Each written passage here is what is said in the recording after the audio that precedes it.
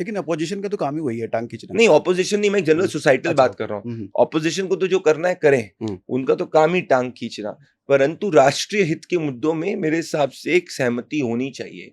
For example, terrorism के मुद्दे पे there has to be a bipartisan agreement. जैसे सिख फॉर जस्टिस का जो खालिस्तानी आतंकवादी है पन्नू, अब वो अगर एक नेता राहुल गांधी का ओपन समर्थन कर रहा है, तो कोई भी लाइक माइंडेड पैशनेट और पेट्रियोटिक व्यक्ति जो होगा वो उसका ओपन खंडन करेगा, पर अभी तक कांग्रेस पार्टी ने उसका ओपन खंडन नहीं किया है। और फॉर एग्जाम्पल आप देख लीजिए, 2 बार ऐसा हुआ है।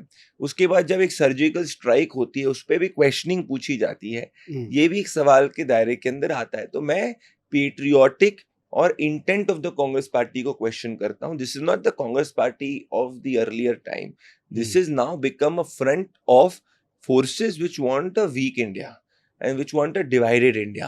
अगर आप उनके मैनिफेस्टोज को भी डीपली स्टडी करेंगे तो आप समझेंगे। देखिए, स्टेट गवर्नमेंट्स कांग्रेस की भी कई है, ऐसा कभी नहीं हो सकता लोकतंत्र के अंदर कि आप जीतते ही जीतते रहें, परंतु आज नेशनल स्तर पे ये तो तय हो चुका है कि देश की जनता, भले गरीब जो है और मध्यम वर्ग और अपर मिडिल क्लास, वो मोदी जी में पूर्ण रूप से विश्वास रखता है, क्योंकि उनको पता है ये आदमी देश का नुकसान नहीं कर सकता। आप ये जरूर कह सकते हैं आपने 10 वादे किए, 6 करे, 7 करे, कोई कहेगा 10 में से 10 किए, पर मैं इस बात का आपको गारंटी दे सकता हूँ और किसी से भी मैं डंके की चोट पे इस पे बहस कर सकता हूँ कि आदरणीय प्रधानमंत्री नरेंद्र मोदी जी की नीयत देश को आगे ले जाने की।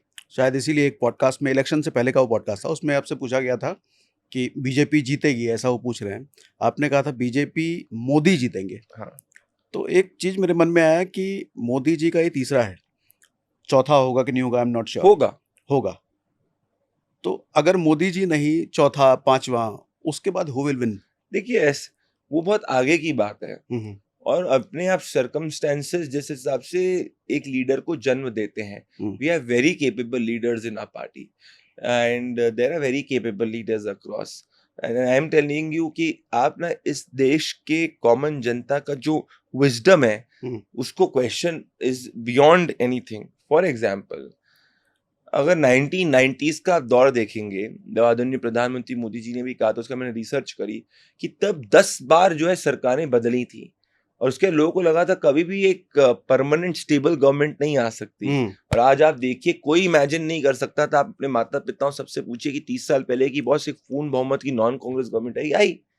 So this country is very wise, और इसीलिए हम सब लोगों के एक्सपेक्टेशंस के बावजूद आज एक टॉप 5 इकोनॉमी में, आस्क एनीबडी, 40 साल पहले कोई इमेजिन नहीं कर सकता था। जिस देश में 40 साल पहले, 50 साल पहले एक फोन कॉल लगाने के लिए आपको घंटों लाइन में खड़े होना पड़ता था, आज वो देश दुनिया में फिनटेक रेवोल्यूशन को स्पीयरहेड कर रहा है, डिजिटल फाइनेंशियल ट्रांजैक्शंस में नंबर 1 है, वहाँ चीपेस्ट डेटा है, वहाँ इतने स्टार्टअप्स हैं जो डिजिटल इकोसिस्टम पर हैं। Is that not a huge transformation and evolution?